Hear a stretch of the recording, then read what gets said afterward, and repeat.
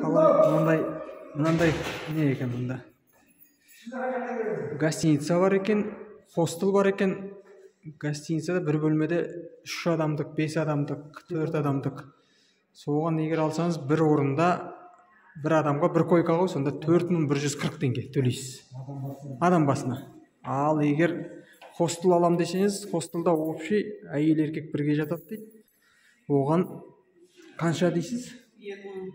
2000 адам басына. Ал асханаға бұл жерде асы дайындалмайды, өзіңізбен алып келіп асыңызды дайындалып ішесіз. Мен жаңа асханасын көрсетейін қазір адамдар. Міне, мынандай асханасы бар. Саламатсыздар. Қабылдыққа жазсын Алла. Міне осындай асханасы бар. Әр жағында кухнясы бар. Міне. Міне, осы жерде асты бәрін современный дайындап, өзіңіз ыдыс-аяқ бәрі дайын. Бәрі дайын. Холодильник, бәрі бар.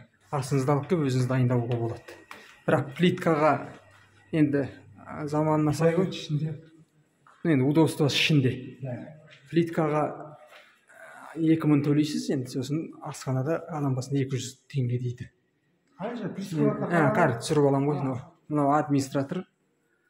Әсіресе бұл күздің кезінде қазір кішкене кісі қазір аз екен. Осы кезде келген дұрыс екен. Осындай. Енді ниет етіп, зиярат етіп келем деген адамдарға көрсетіп атқаным енді. Пресс-курантты түсіріп алып, іліп қоярмын.